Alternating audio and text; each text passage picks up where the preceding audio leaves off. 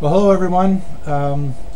I tried to do a video last night, day 16, but wasn't happy with the way it was coming out, so I decided to wait till this morning, and this will be day 16 and day 17.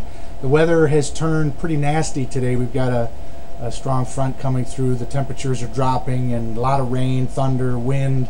So I opted to take another day of rest, get my body healed up, and thought there was really no need for me to walk into that, just really lousy weather.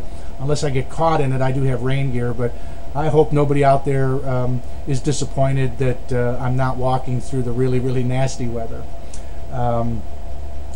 Wanted to just mention real quickly too that on one of my earlier videos I had mentioned Carla and Keith Sullivan and their daughter. Keith and their daughter came up and brought some supplies and spent the night with me, which was great. And I had mistakenly called her Kayla, and I apologize to you for that. You get tired when you're out here, so I apologize for calling you Kayla when obviously your name is Carla. Making pretty good time. I've been pushing it pretty hard, although last night my body was hurting. My feet were hurting pretty bad, so I probably again should just go ahead and take the day and give my body a chance to rest, and then I'll be able to make better time in the next few days over the weekend. Again, I'm in a place called Loudon, Tennessee. I think I'm about 30 miles outside of Knoxville. Hopefully we'll still, even though I taken the day, we'll still be able to make Knoxville by the weekend. I know a lot of folks are trying to get information to the news and radio and TV outlets there in Knoxville. Anything that anyone else out there can do and team that can help spread the word. We really need everybody working. As I said in one of my earlier videos, it's great that you come and you sign up, but it's not enough. We need everybody being active. We need everybody out there spreading the word, talking to people, building the team, getting as much coverage as we can, getting as much awareness as we can. The key is unifying America, and that's really what I'm trying to accomplish here. There's a lot of groups, a lot of people out there doing things, but what America needs right now is we need to come together. And what this president and this administration are doing is their level best to divide us so that they can quite frankly, gain votes come November and, of course, 2012. And how do they do this? They do it exactly like our forefathers tell us they're going to do it. Once the public realizes they can raid the public coffers, they're always going to vote for the people that promise them the most. And that's exactly what's happening.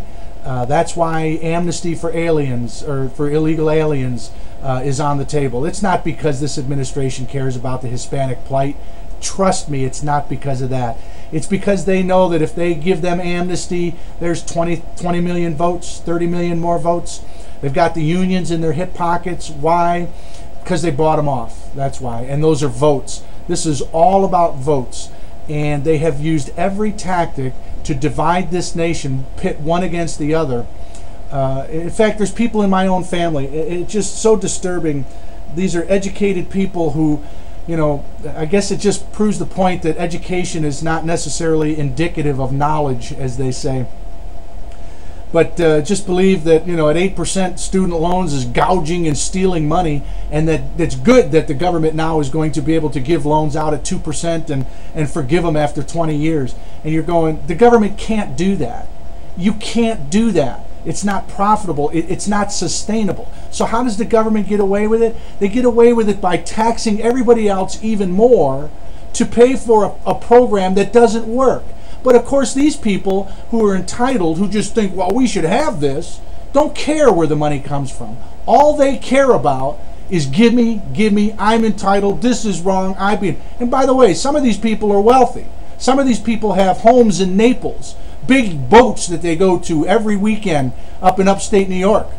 And they're whining about 8%. They still think they deserve from the government. It just breaks my heart to realize how far we have fallen into this entitlement quagmire that is literally strangling this country.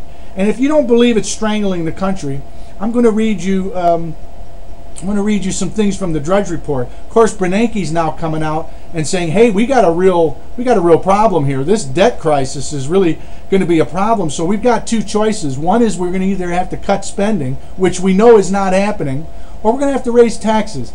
Didn't we hear that that wasn't going to happen? And for all those of you people who believed Obama's rhetoric and baloney that he was only going to raise taxes on people 200,000 or 250,000 and over, who do you think is going to pay for those? Do you think that these companies are really going to just absorb that? No, they're going to pass it along. And you're going to see rising prices in everything that you buy. In fact, it's already happening, isn't it?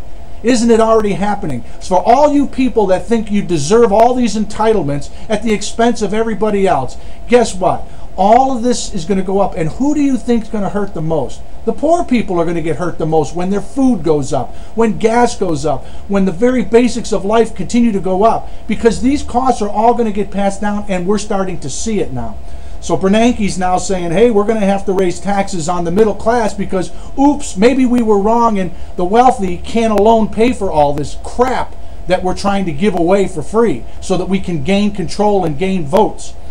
Well, we've been saying that for a long time. And in fact, now it's come out that almost 50% of the households in America pay zero federal tax. Zero. And these are the very people who still got their hand out and think they're entitled to free health care. And they think they're entitled to free education and free this and free that.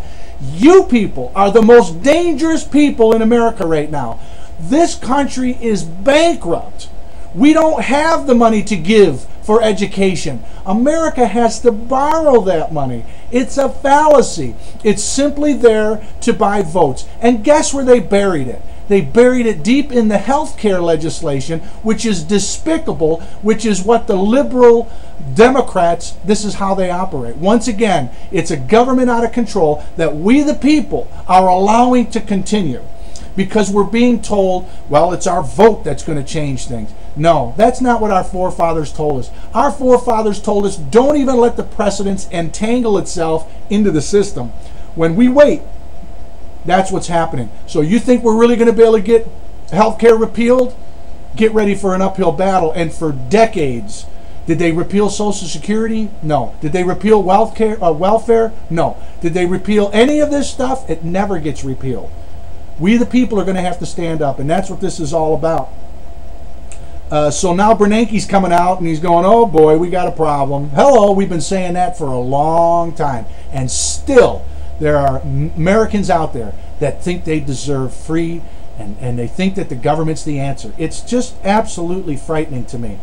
It's just absolutely frightening to me. Well, I could go on. And I don't know what it's going to take for Americans, number one, for Americans who think they're entitled to all this stuff to wake up and realize they're bankrupting the nation. Once the country goes bankrupt, nobody gets anything. Okay? Now we're all sunk. Okay? And this is what the unions don't understand. Oh yeah, they can go ahead and strike and hold these companies, these supposed evil companies, over the barrel. But guess what? When the company becomes insolvent, everybody loses their job. So it's very short-sighted, very me-oriented way of doing business, and they've successfully somehow gotten not everybody, but a lot of people in America believing that these companies are somehow evil. That's the real danger. They've somehow gotten a large percentage of America to believe this. But I'm going to tell you something. When these companies go out of business, nobody eats. Nobody eats. So there you go, unions. You know, it's good for a while until you strangle it so much that they can't sell their product. That's why we're not we're not able to compete on the world markets, because it costs so doggone much to produce here in America, between labor holding companies over the barrel and the government regulating the crap out of everything. Where do you think this is all going to go? Prices are going up. Prices are going up. I understand the job market now all of a sudden is jumped up again. Hello, no surprise there. I'm almost out of time, and I could go on and on and on, but I know you all know this. Let's keep trucking. Let's keep pushing the word. Team America. Everybody's got to do their part. We have got to make this happen, America. It's time to put an end to the insanity.